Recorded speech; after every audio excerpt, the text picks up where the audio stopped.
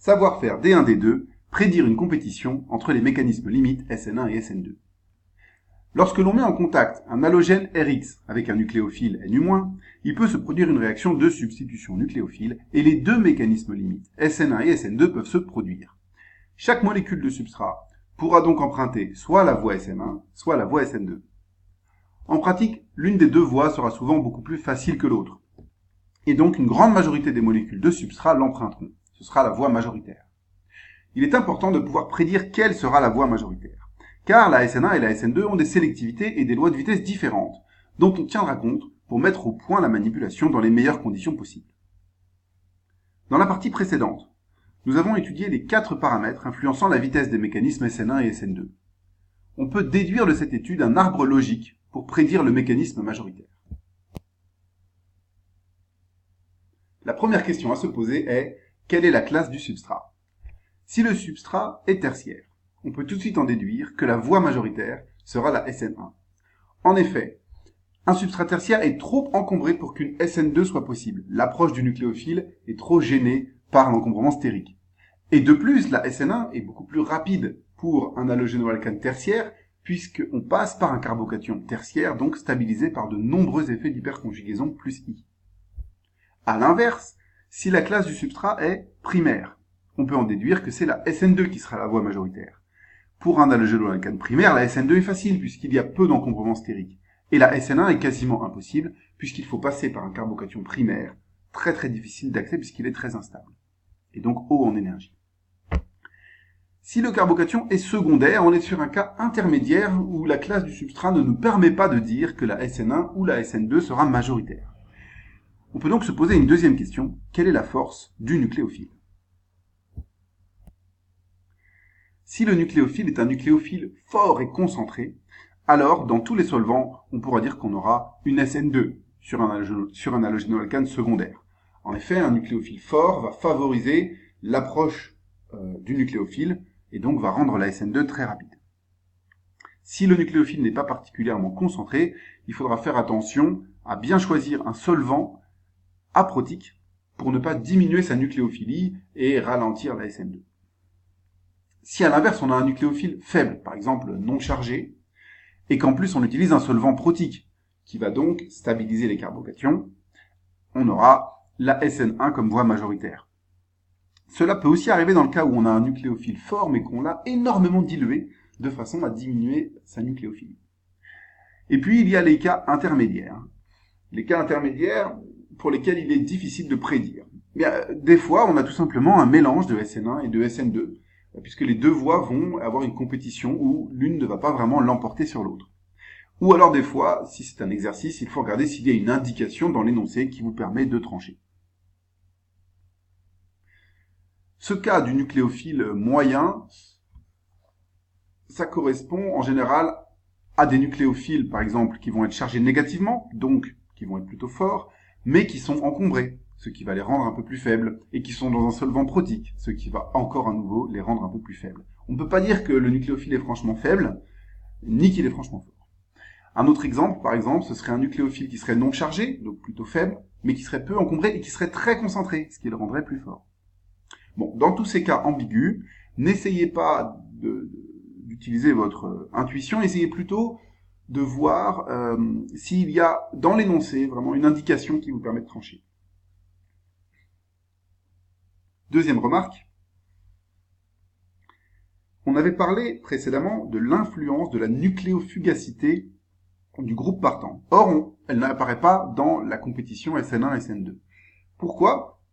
Eh bien parce que plus le groupe partant est nucléofugace, plus la SN1 et la SN2 iront plus vite. Mais comme elles vont toutes les deux plus vite, eh bien ça n'a pas d'impact sur la compétition entre ces deux mécanismes. Application. Pour chacune des réactions suivantes, déterminez si le mécanisme majoritaire sera SN1 ou SN2 en argumentant votre choix et donnez les produits de la réaction. Je vous laisse le faire sur votre polycopier en mettant pause sur la vidéo et je donne les résultats dans quelques instants. Pour la première réaction, on voit qu'on a un halogénoalcane primaire, ce sera donc une SN2, et voici le produit de la réaction. Pour la deuxième réaction, on voit qu'on a un halogénoalcane tertiaire, Ce sera donc une SN1. Ici, quand on dessine les produits de la réaction, on obtient un mélange de deux énantiomères, à 50% de chaque énantiomère. Et puis, il ne faut pas oublier ici que, comme le nucléophile n'est pas chargé négativement et qu'il a un hydrogène, on a à la fin une étape supplémentaire où on a H+, qui part. Pour la troisième réaction, on a cette fois un halogénoalcane secondaire. On voit qu'on a un nucléophile qui est bon puisqu'il est chargé négativement et un solvant aprotique. On peut donc dire qu'on aura une SN2. Ici, attention, quand on écrit le produit de la réaction, à bien se souvenir qu'il y a inversion de Walden, et donc si le chlore était vers l'avant, le groupe qui vient se substituer au chlore est vers l'arrière. Et enfin, pour la troisième réaction, on a également un halogénoalcane secondaire. Cette fois, le nucléophile est faible. On aura donc une SN1 et on obtient un mélange racémique des deux énantiomères, ici. Dans ce cas, on a aussi un nucléophile non chargé avec un hydrogène, donc départ d'un ion H+.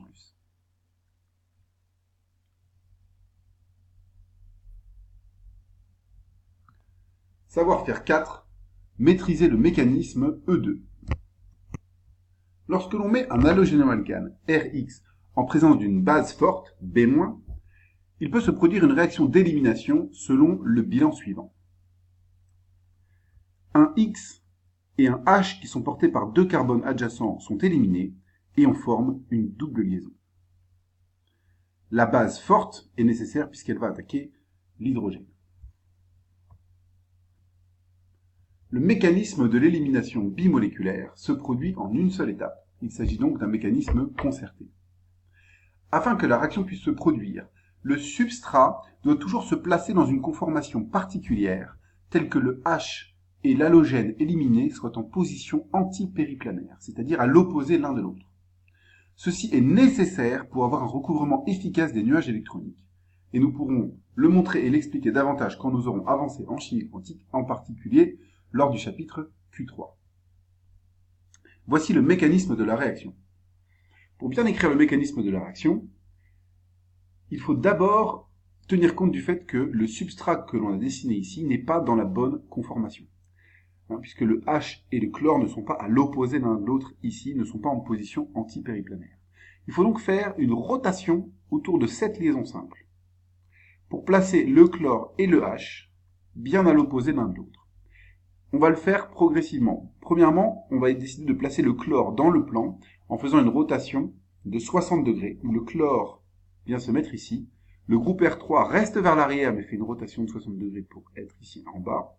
Et le groupe R4 s'avance légèrement pour être maintenant vers l'avant.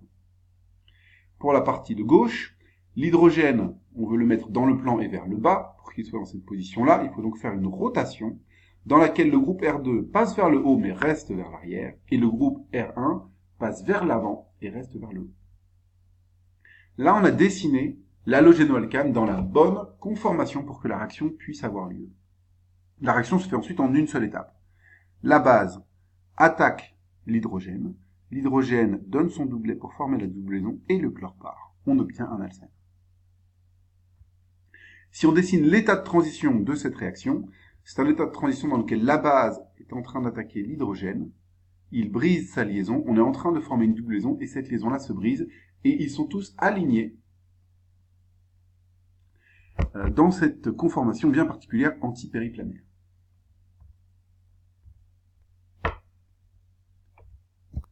Prenez le temps de bien recopier ce mécanisme sur le polycopier et de bien le comprendre en mettant pause sur la vidéo.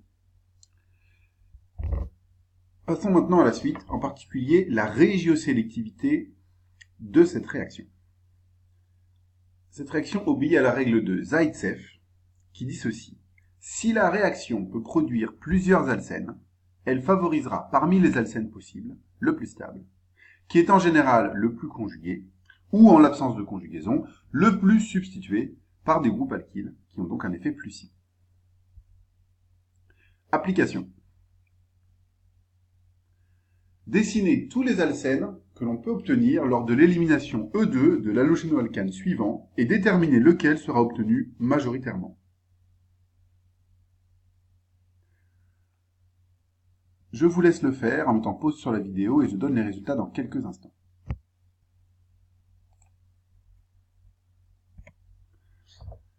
Voici les résultats. Pour le premier halogénoalcane, le brome est porté par ce carbone-là.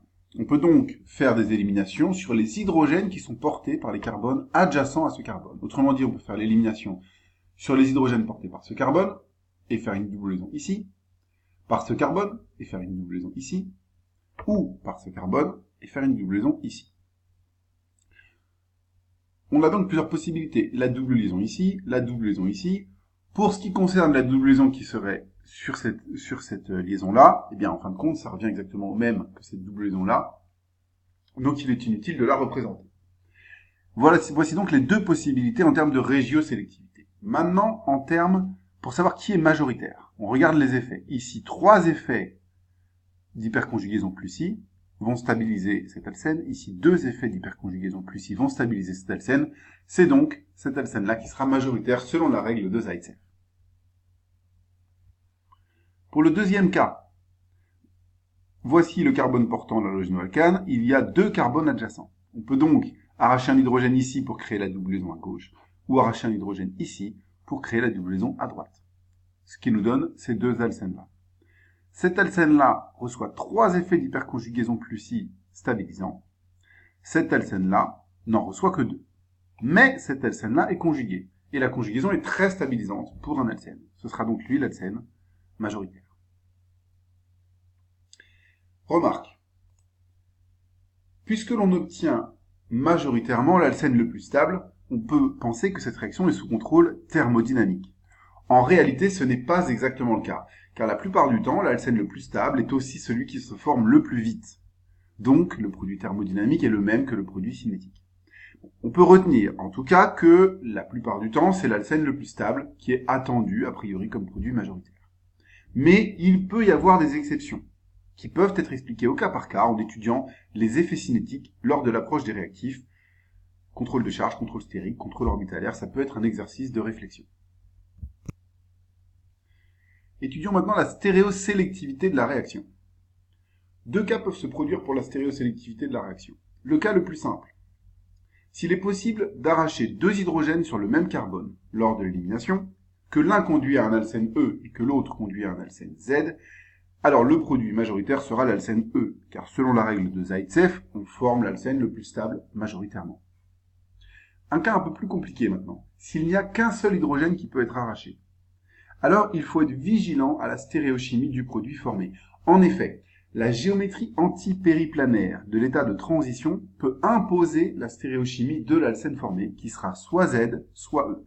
Il est alors nécessaire de dessiner le mécanisme et sa géométrie pour prédire la sélectivité de la réaction. Application. Prévoir la stéréochimie des alcènes formés dans les 2 cas suivants. En déduire la sélectivité de la réaction. Je vous laisse le faire sur votre polycopier en ayant bien une compréhension du mécanisme et je donne les résultats dans quelques instants.